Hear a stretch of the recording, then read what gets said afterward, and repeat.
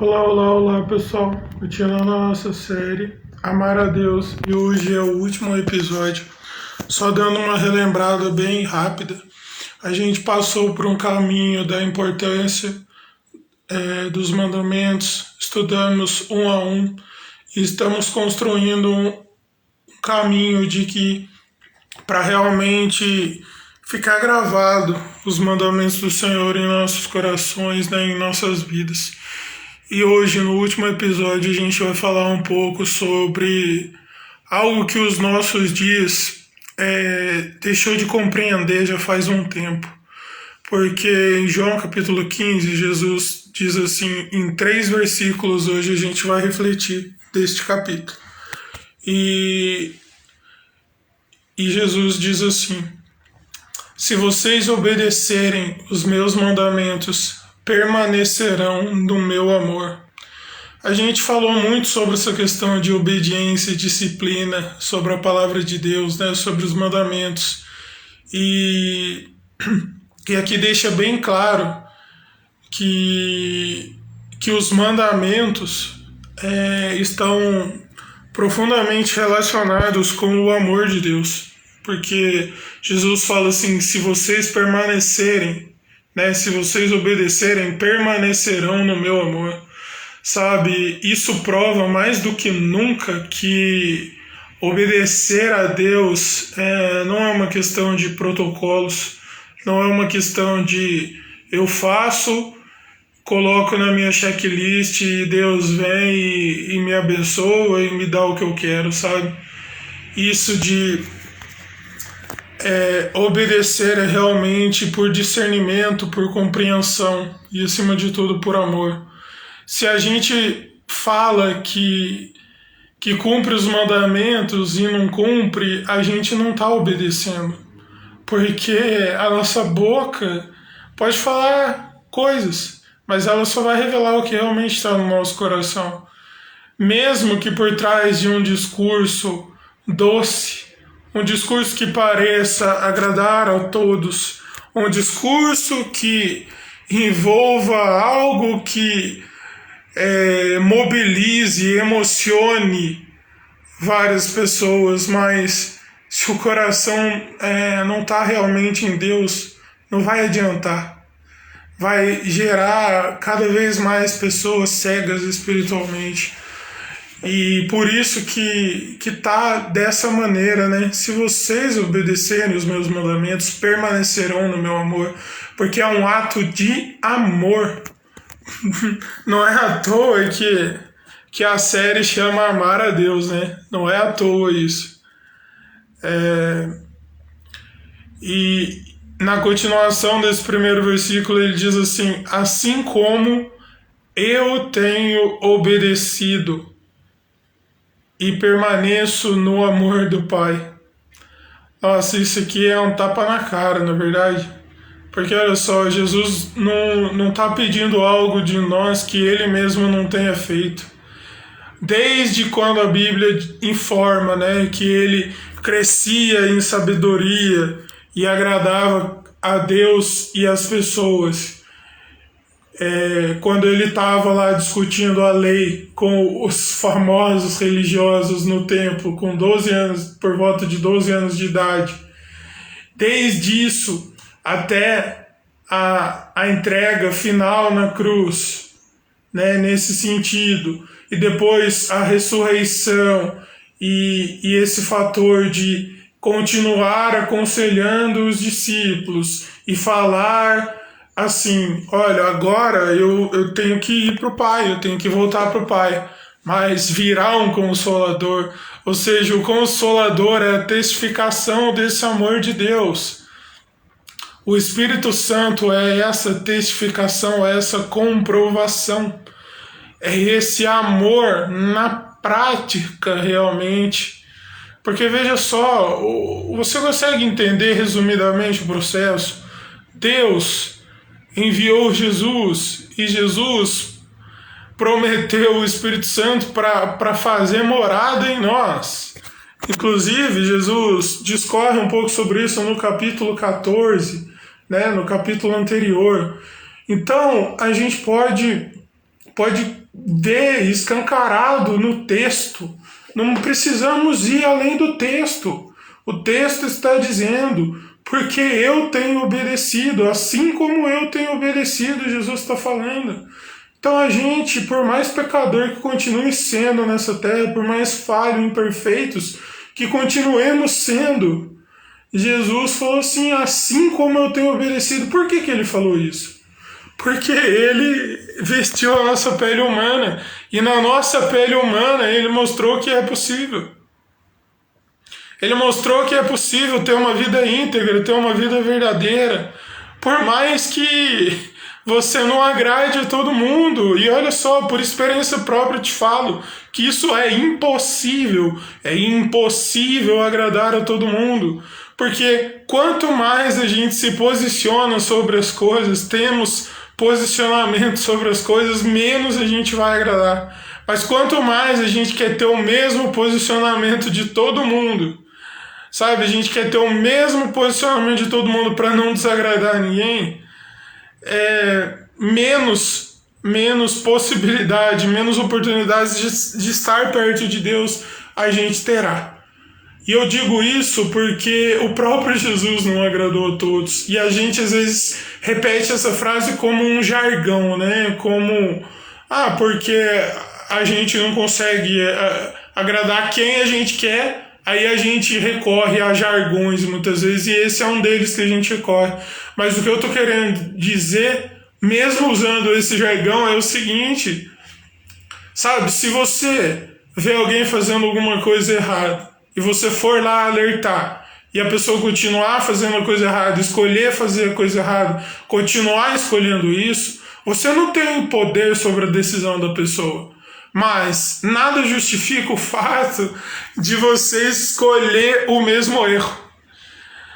Não é uma desculpa válida falar assim, porque fulano faz, eu também vou fazer. Não é uma desculpa válida.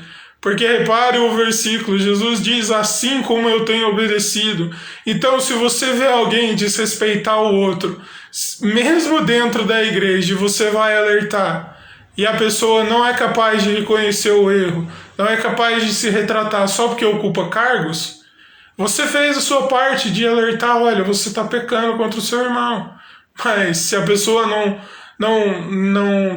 não escolher mudar, isso é um problema dela. Sabe? Talvez quando algo acontecer com a própria pessoa, ela vai se dar conta, ela vai cair nela mesma, como diz, né, a expressão, quando o filho pródigo, entre aspas, caiu em si e retornou para a casa do pai. Talvez mesmo aparentemente estando dentro de uma igreja, ela achando que está na casa do pai, ela está perdida ali dentro.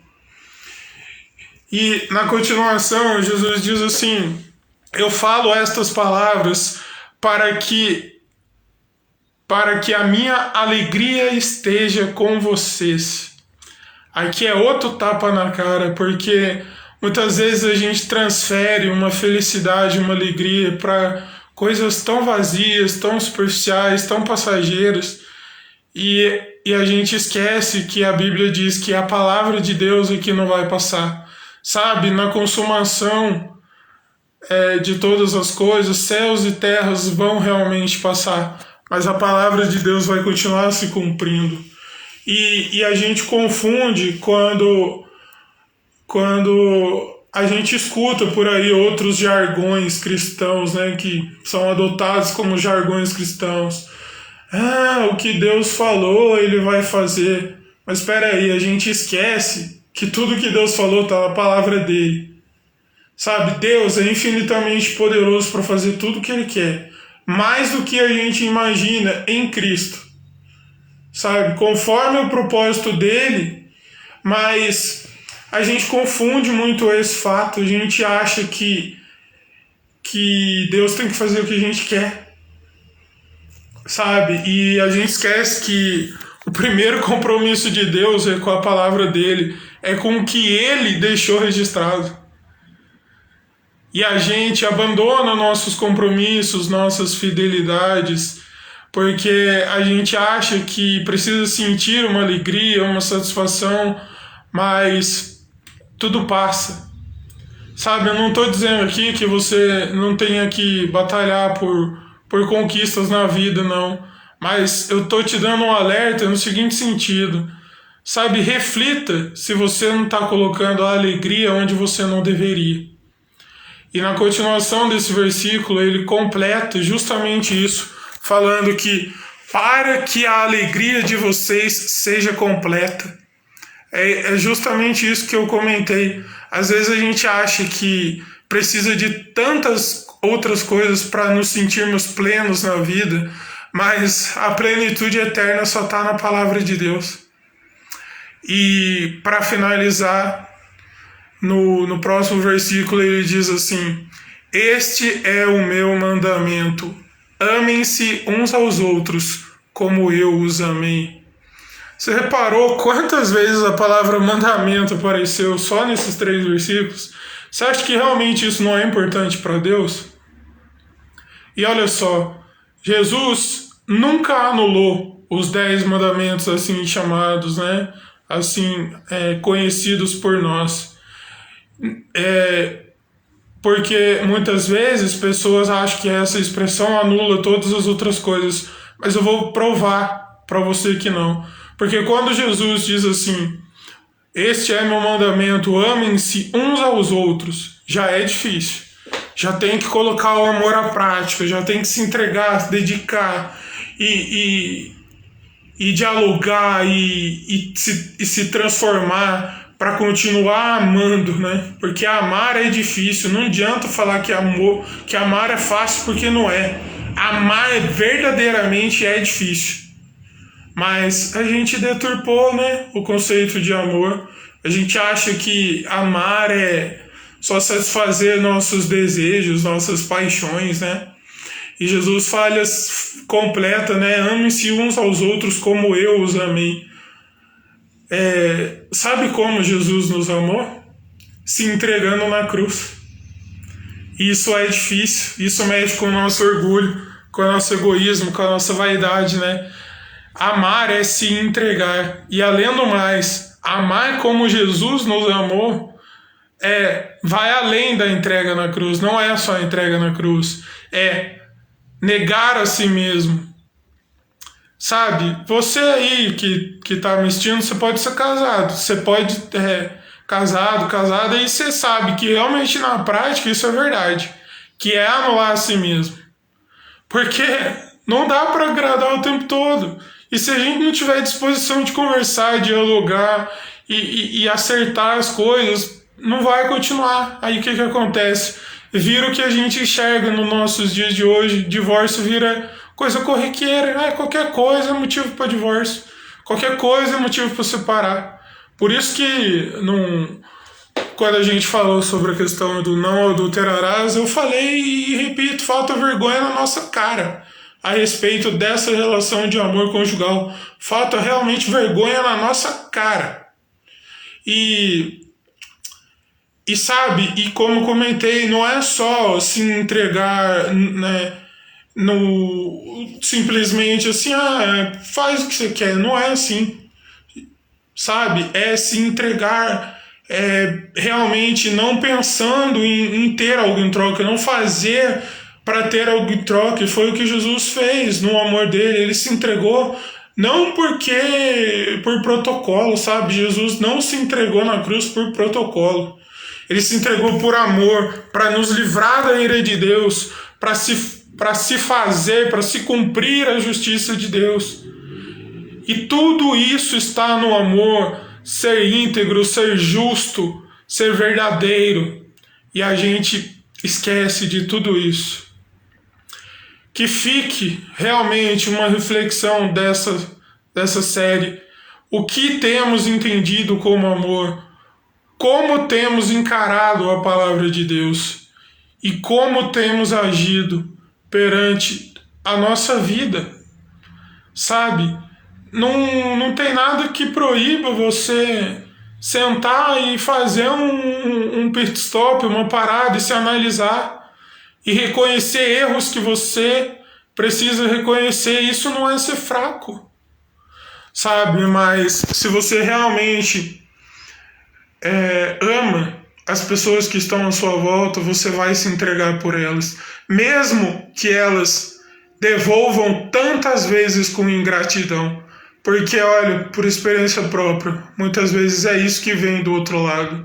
Mas eu respiro fundo e lembro de que eu nunca vou merecer. E Jesus se entregou por mim. Você precisa ter isso gravado no seu coração e falar também de Jesus para outras pessoas.